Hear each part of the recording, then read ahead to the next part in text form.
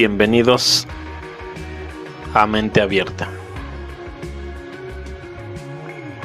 Vean estas fotos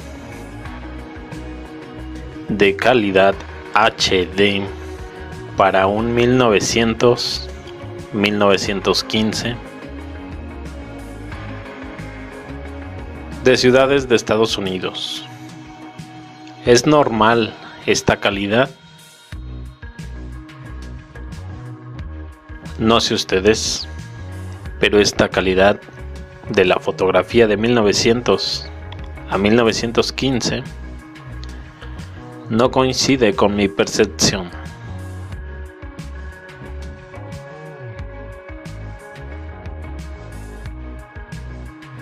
Si lo basas con la educación dogmática que recibiste, esta calidad resulta ser cuestionable.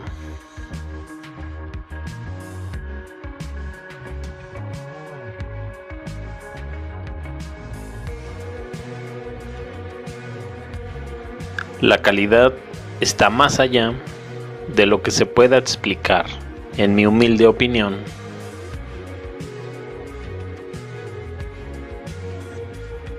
Las fotografías pertenecen principalmente a la ciudad de Nueva York, con algunas de Detroit, Chicago, Memphis, Atlantic City y etc. ¿Qué piensas sobre ellas? La calidad de las fotos coincide con la tecnología conocida y el momento que supuestamente fueron tomadas. Algo que encuentro sorprendente es lo fuera de lugar que se ven los cables, la publicidad,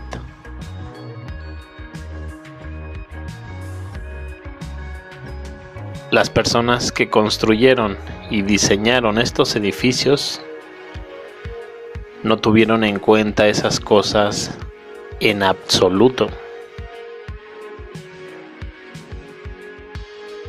Ahora bien, también me gustaría mencionar que se dice que la calidad bajó cuando pasamos a la tecnología digital. Una fotografía antigua es un rollo de película ligera y es especial, es sensible a la luz, tiene tantos píxeles como átomos tiene realmente el papel. Mientras que ahora una foto en HD tiene entre 1080 por 1920 píxeles. Por ejemplo, en realidad es de mucho menos calidad que una foto enigmáticamente. Creo que esa es la parte de la percepción equivocada que nos alimentan, de que las cosas solo mejoran. Aunque ver las fechas reportadas 1900 a 1915 parece de muy alta calidad y no hay desenfoque de movimiento en personas o vehículos, por lo que fue una muy buena cámara con exposición rápida.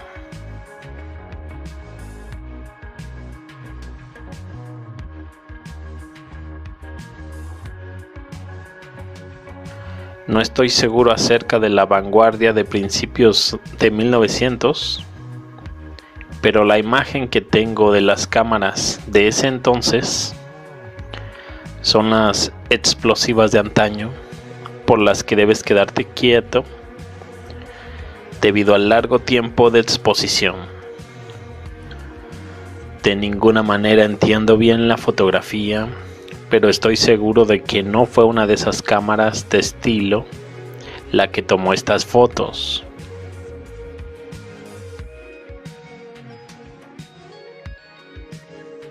Una cámara como este tipo es de la que estoy hablando, y es un modelo de 1909. No necesitaría el flash en esas fotos a la luz del día, pero creo que es un punto de referencia para la tecnología que, según nos dijeron, se usó en ese momento. Sencillamente es intrigante.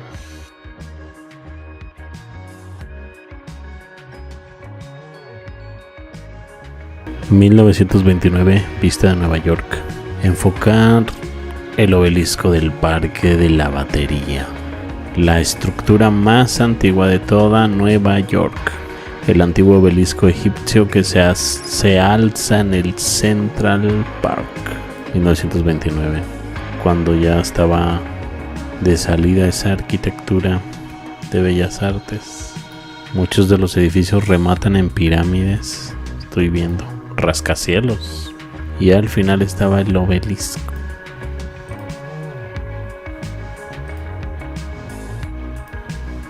Las agujas de Cleopatra. Un par de obeliscos egipcios separados que ahora se encuentran, uno en Londres y otro en Nueva York. Dos pilares. Suena medio masónico, ¿no? Los obeliscos se hicieron originalmente en Heliópolis, el Cairo moderno, durante el periodo del Imperio Nuevo, inscritos por el faraón de la 18 dinastía Tutmosis III y el faraón de la 19 dinastía Ramsés II. Posteriormente fueron trasladados a Cesáreo de Alejandría, que había sido concebido por la reina tolemaica Cleopatra VII, de quien los obeliscos llevan el nombre. Las agujas de Cleopatra permanecieron en Alejandría durante casi 2 milenios hasta que fueron reconstruidos en Londres y Nueva York, 1878-1881, junto con el pilar de Pompeyo. El de Londres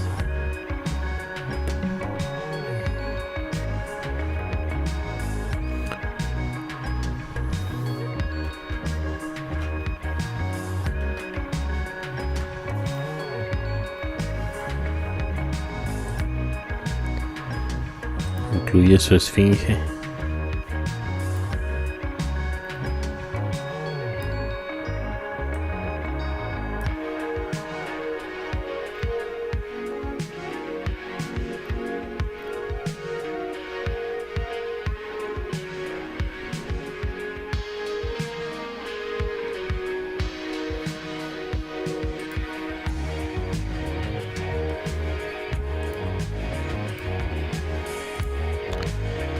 Y el de Nueva York.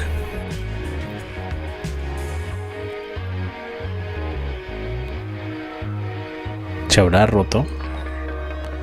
El de la vista panorámica se ve inmenso comparándolo con este.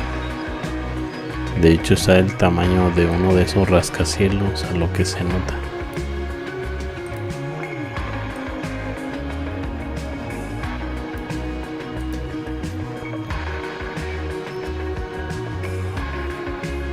Muchísimo más desgastado que el que está en Londres.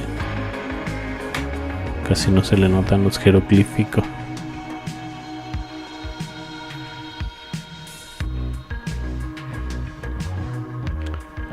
Las agujas de Cleopatra. Sinagoga de Yuitz. ¿Será de los judíos? Es como un mapa. Alejandría, plano general de los puertos, la ciudad moderna y la ciudad de los árabes. Las agujas de Cleopatra aquí. No sé si eso es allá en Egipto o en Nueva York, este mapa. Aquí está junto con el pilar de Pompeyo.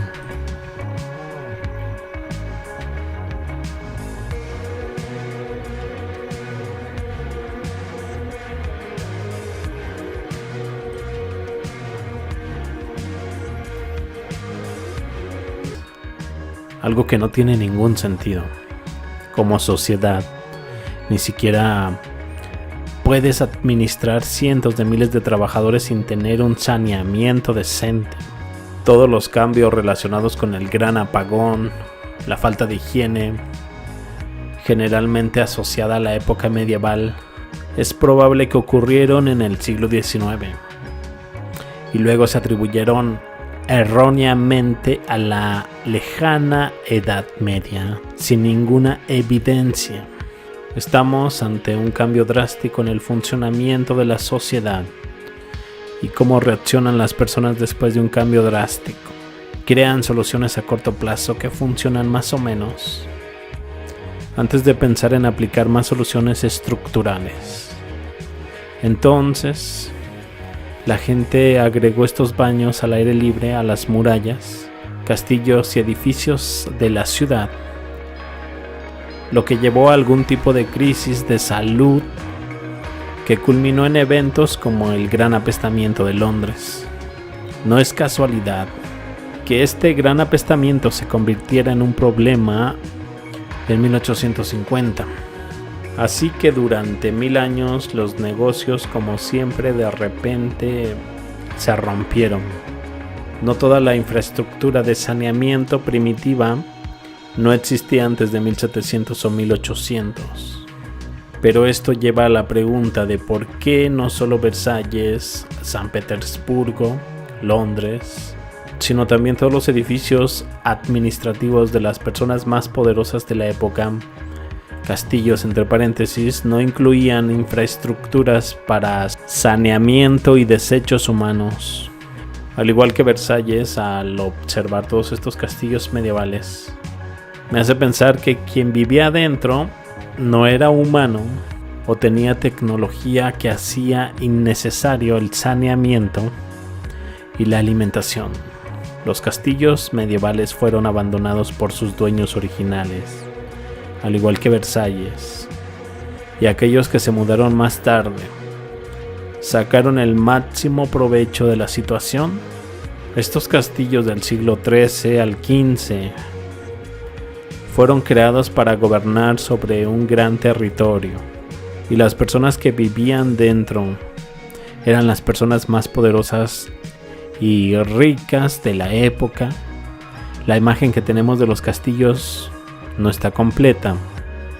Los castillos originales fueron pintados hermosamente, pero la mayor parte del yeso se ha ido, probablemente después de algún tipo de evento catastrófico, por lo que cuando la gente piensa en los castillos generalmente piensa en las ruinas del castillo. Durante el siglo XVIII o XIX, parece que algunas familias intentaron reparar parte del daño y continuaron viviendo en tales castillos, y creo que quizás solo después del cataclismo debido al daño, la mayoría de los castillos se asociaron con mala calidad del aire, criptas, oscuridad, humedad, etc. Originalmente podrían haber sido bastante decentes para vivir. Sin embargo, la pregunta debe hacerse, y es por qué los edificios más épicos del pasado que podemos conocer a nuestro alrededor nunca fueron planeados para ser habitados por humanos normales con necesidades de saneamiento. Es que puede ser probable que entre 1700 y 1800 algún evento de proporciones épicas destruyera una civilización de alta tecnología que tenía cosas primitivas como el saneamiento descubierto en un nivel superior.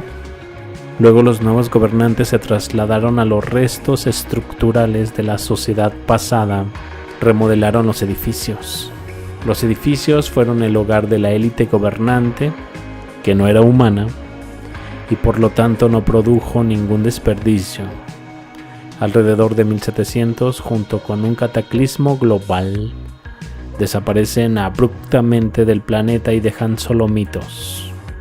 Quizás ahí entra Drácula, vampiros u otros gobernantes parásitos en otros castillos oscuros, dado que estamos hablando de que tanto las ciudades como los edificios administrativos se ven afectados por esta falta de infraestructura. Una desaparición repentina de la tecnología o incluso un cambio completo en la composición biológica humana me parece posible. No estoy completamente seguro de todo esto, o que esté relacionado con la catástrofe de 1700 que dio lugar a las pinturas posteriores al renacimiento de la Roma destruida, o un evento a principios de 1800. ¿Qué otras posibilidades existen? La narrativa Oriente contra Occidente es una cortina de humo. Quieren que te concentres en un lado mientras ignoras el todo. Todos estos gobiernos están aliados hacia un objetivo común, juegan a la oposición. ¿Sabes que Astana alguna vez fue considerada como la capital de los globalistas? De ahí vienen las órdenes, disparar a matar. ¿Alguien tiene información sobre quién suministra armas a estos rebeldes, entre comillas, en Kazajistán? ¿Notaron la situación de Kazajistán? Su ciudad capital, Nur Sultán, es la ciudad del nuevo orden mundial. Vamos con algunos símbolos como la pirámide. El lugar alberga eventos internacionales, congresos de líderes de regiones mundiales, tradicionales en asociación con la Asamblea General de las Naciones Unidas de la Organización Mundial del Turismo. Contiene una sala de ópera, centros de conferencias y exposiciones, así como un centro de arte contemporáneo. Pero como símbolo, es el antiguo símbolo de la humanidad, es reverencia egipcia por las pirámides, asociada a espiritualidad, ojo de Horus, el ojo que todo lo ve, cielo en el vértice y la tierra y el infierno en la base. La parte superior del triángulo también simboliza el control de la élite. El pequeño triángulo también representa invocaciones demoníacas. Como se mencionó, dentro de la pirámide de Astana hay una sala de ópera en el sótano. Mira hacia el techo y encontramos una pintura del sol, un sol con 33 rayos solares, un número masónico, rodeado por lo que parece ser otro símbolo masónico, la escuadra y el compás. Luego en la planta baja encontramos otro sol correspondiente en el piso de mármol con pilares cuadrados y en forma de compás en el atrio principal.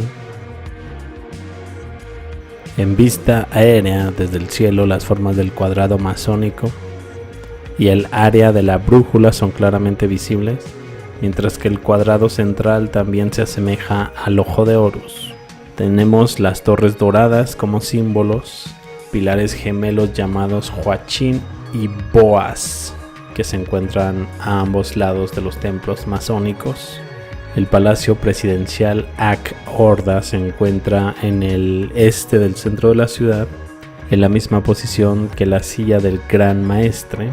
El palacio del presidente Nazarbayev está flanqueado a ambos lados por enormes pilares dorados, que se corresponden perfectamente con los pilares gemelos llamados Huachin y Boaz, que se encuentran a ambos lados de un templo masónico.